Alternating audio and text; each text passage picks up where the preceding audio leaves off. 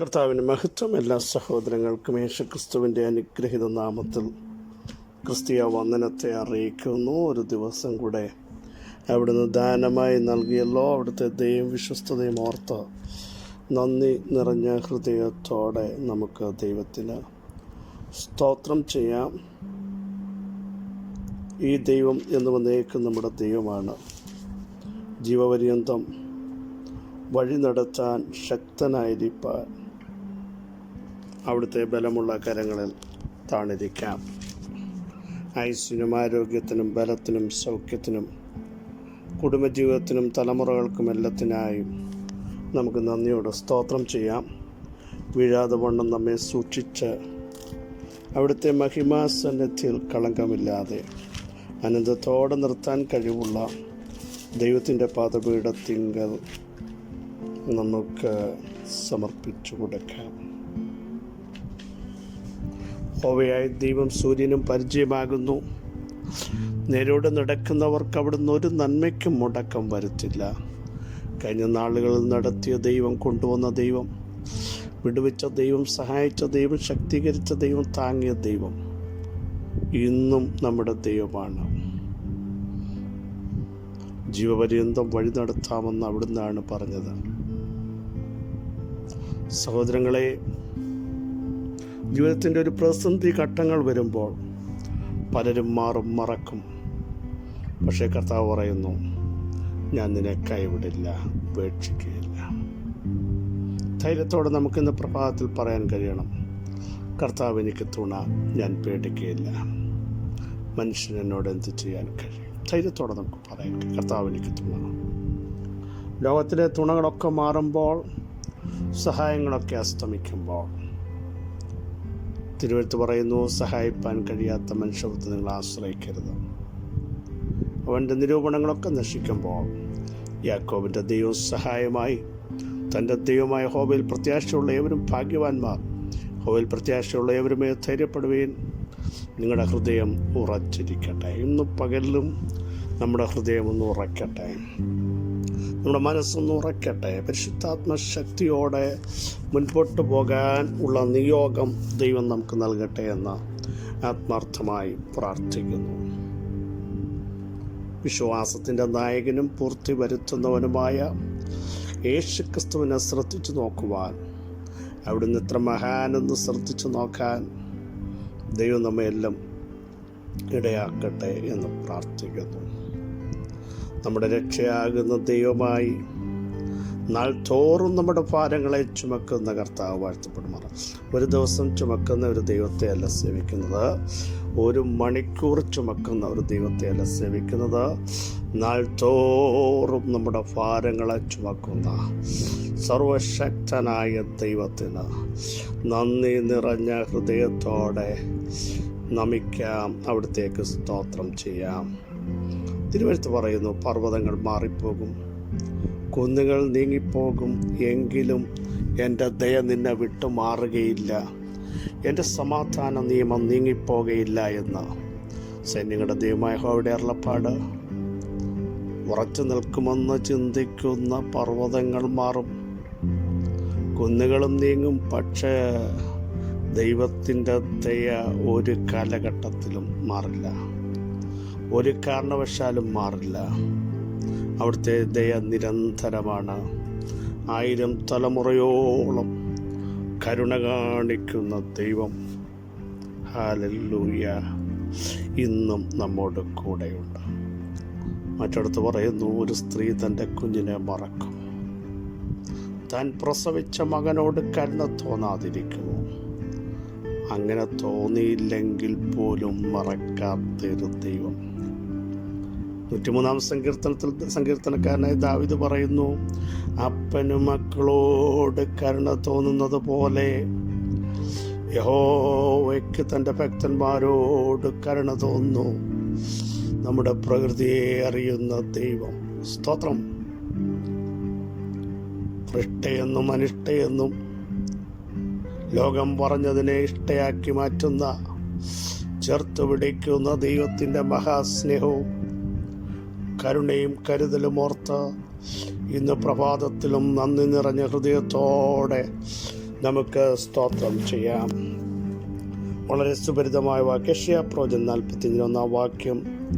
യഹോവ തൻ്റെ അഭിഷിക്തനായ കോരശിനോട് ഇപ്രകാരം അരുളി ചെയ്തു, അവന് ജാതികളെ കീഴടക്കി രാജാക്കന്മാരുടെ അരക്കച്ചകളെ അഴിക്കേണ്ടതിനും കഥകൾ അവന് തുറന്നിരിക്കേണ്ടതിനും വാതിലുകൾ അടയാതിരിക്കേണ്ടതിനും ഞാൻ അവൻ്റെ വലങ്കയ്ക്ക് പിടിച്ചിരിക്കുന്നു. ഒന്ന് ഇവിടെ നോക്കൂ, കോരഷ് അതിൻ്റെ ലാസ്റ്റ് ഭാഗം 44 കോരഷ് എൻ്റെ ഇടയൻ. ഒരു ജാതീയ രാജാവിനെ ദൈവത്തിൻ്റെ പ്രവർത്തിക്ക് വേണ്ടി ദൈവാത്മാവ് സജ്ജമാക്കുന്നത് എങ്ങനെയാണ്?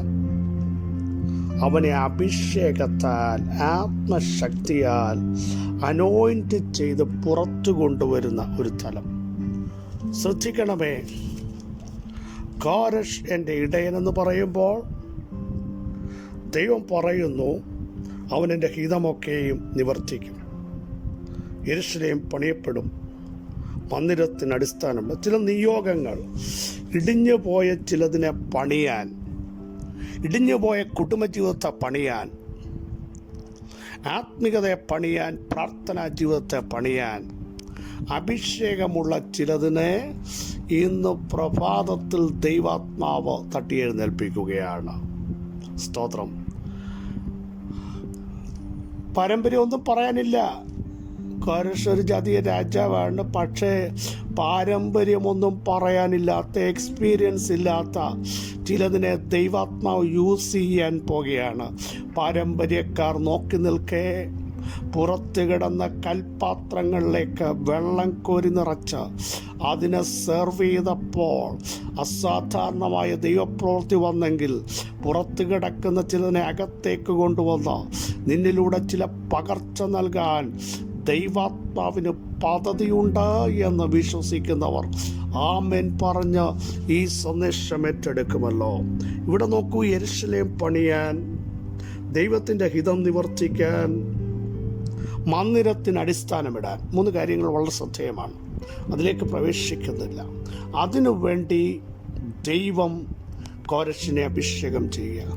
ഇടിച്ചു കളഞ്ഞു, ഇനി പണിയാൻ പറ്റത്തില്ല, ഒരു പണിക്ക് സാധ്യതയില്ലെന്ന് ലോകവും അപ്പോൾ തന്നെ സമൂഹവും ഒരുപോലെ വിളിച്ചു പറയുമ്പോൾ അതിനെ പണിയാൻ ദൈവം ഒരുവനെ എഴുന്നേൽപ്പിക്കുന്നു, നിയോഗമുള്ള ഒരുവനെ.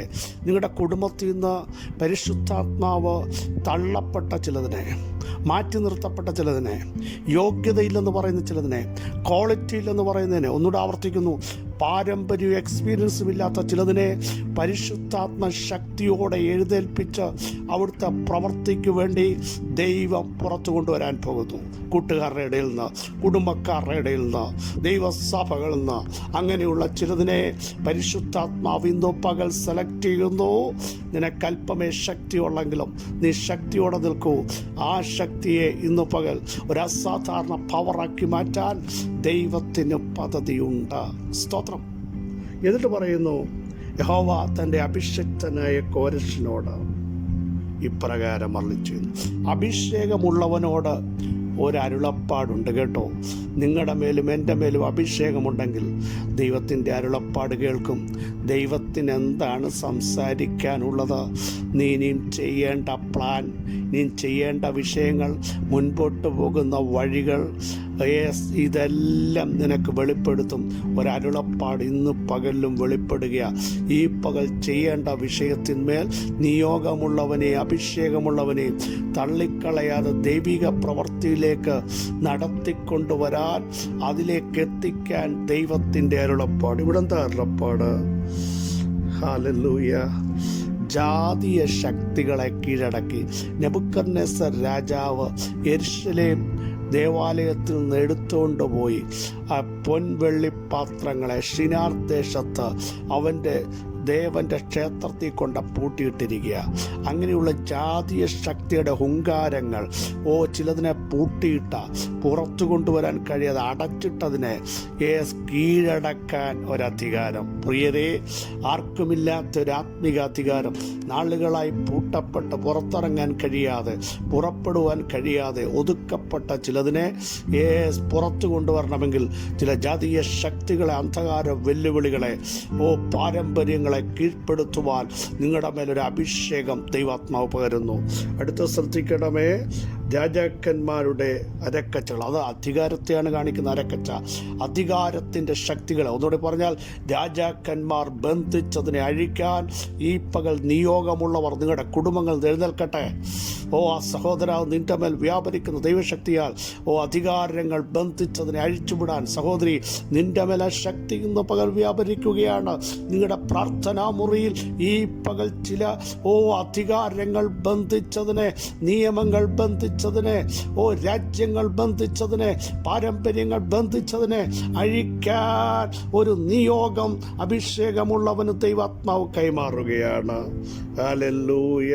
അടുത്തത്, അടയ്ക്കപ്പെട്ട കഥകൾ തുറക്കേണ്ടതിന്, തുറന്ന വാതിൽ അടയാതിരിക്കേണ്ടതിന് ഞാൻ നിന്നെ വലം കൈക്ക്. കണ്ടോ എത്ര കാര്യങ്ങളോ പറഞ്ഞ.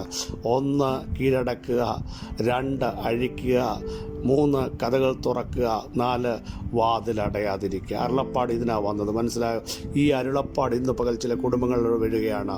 ചിലതിനെ അഴിക്കാൻ, ചിലതിനെ ചവിട്ടാൻ, ചിലതിനെ കീഴടക്കാൻ, വാതിൽ തുറക്കാൻ, തുറന്നത് അടയാതിരിക്കാൻ ദൈവത്തിൻ്റെ വലം കൈ നിങ്ങളെ പിടിച്ചിരിക്കുന്നു. യേശുവിൻ്റെ നാമത്തിൽ സർവശക്തനായ ദൈവമേ, സർവജ്ഞാനിയായ ദൈവമേ, ഉന്നതനായ ദൈവമേ, ഉയർന്നിരിക്കുന്ന ദൈവമേ, അങ്ങയുടെ മഹത്വത്തിനായി സ്തോത്രം.